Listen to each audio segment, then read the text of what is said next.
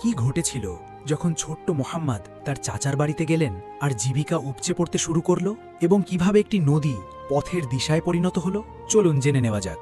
তার দাদা হজরত আব্দুল মুত্তালিবের মৃত্যুর পর আমাদের প্রিয় নবী সাল্লাল্লাহু আলাইহি ওয়াসাল্লামের তত্ত্বাবধানে পরিবারটি আরও বড় হয়ে ওঠে। কিন্তু যেদিন থেকে ছোট্ট মোহাম্মদ সেই বাড়িতে এলেন, বাড়ির পরিবেশ পুরোপুরি বদলে গেল। একটি অনন্য সুগন্ধ সারা বাড়িতে ভেসে বেড়াত।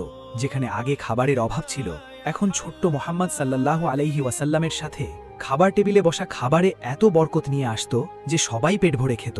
হজরত আবু তালিবের বাড়ি, যা আগে দারিদ্র্যে নিমজ্জিত ছিল, এখন জীবিকায় ভরে উঠতে শুরু করল। যে জমি একসময় শুষ্ক আর প্রাণহীন ছিল, তা এখন সবুজে ভরে উঠল।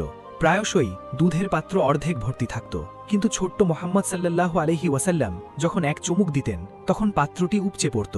বাড়ির সবাই তৃপ্তি সহকারে পান করত, কিন্তু দুধ একটুও কমত না। তার স্ত্রী অবাক হয়ে জিজ্ঞাসা করলেন, এ কেমন অদ্ভুত দৃশ্য, কি হচ্ছে? হজরত আবু তালিব উত্তর দিলেন, এতে অবাক হওয়ার কিছু নেই, এটা আমার ভাতিজা মোহাম্মদের আশীর্বাদ। যখন হজরত আবু তালিব দেখতেন শিশুরা ছোট্ট মোহাম্মদ সাল্লাল্লাহু আলাইহি ওয়াসাল্লামের সাথে খেলছে, তখন তার হৃদয়ে এক অদ্ভুত শান্তি নেমে আসত। তিনি মনে মনে ভাবতেন, এই শিশুটি অসাধারণ, আল্লাহ তাকে আরও মহৎ কোনো উদ্দেশ্যের জন্য প্রস্তুত করছেন।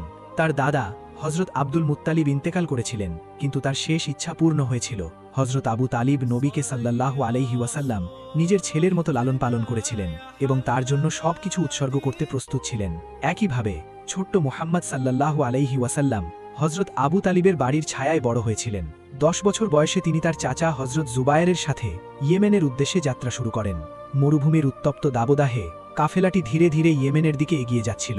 তারপর একটি অনন্য সঙ্গীতধর্মী ঘটনা ঘটে। একটি উপত্যকায় একটা উট পথ আটকে দাঁড়িয়েছিল, যা কাউকে সামনে এগোতে বাধা দিচ্ছিল। উটটি আপনাকে সাল্লাল্লাহু আলাইহি ওয়াসাল্লামকে দেখা মাত্রই বুক মাটিতে চেপে বসে পড়ল। আপনি সাল্লাল্লাহু আলাইহি ওয়াসাল্লাম আপনার বাহন থেকে নেমে উটের পিঠে চড়ে বসলেন। উপত্যকা পার হওয়ার পর আপনি সেটিকে মুক্ত করে দিলেন। কাফেলাটি যাত্রা শেষে ফিরে এসে দেখল যে সেই একই উপত্যকা এখন পানিতে কানায় কানায় পূর্ণ। আপনি সাল্লাল্লাহু আলাইহি ওয়াসাল্লাম কাফেলার সদস্যদের বললেন, তোমরা সবাই আমাকে অনুসরণ করো। যেইমাত্র আপনি পানিতে প্রথম পা রাখলেন, আল্লাহ তাআলা তার শক্তি প্রদর্শন করলেন। পানি মুহূর্তের মধ্যে দুভাগ হয়ে গেল, পথ পরিষ্কার হয়ে গেল। আপনি সাল্লাল্লাহু আলাইহি ওয়াসাল্লাম এবং সম্পূর্ণ কাফেলাটি অনায়াসে উপত্যকাটি পার হলেন। কাফেলাটি নিরাপদে মক্কায় ফিরে আসার পর লোকেরা নগরবাসীদের কাছে পুরো ঘটনাটি বর্ণনা করল। প্রত্যেকেই বলে উঠল, এই শিশুটির মহিমা অতুলনীয়, সুবহানাল্লাহ। যারা নবীকে সত্যিই ভালোবাসেন তাদের উদ্দেশ্যে বলছি, আপনার হৃদয় থেকে লিখুন, আমি মুহাম্মদকে ভালোবাসি, এবং পরবর্তী পর্বের জন্য এখনই সাবস্ক্রাইব করুন।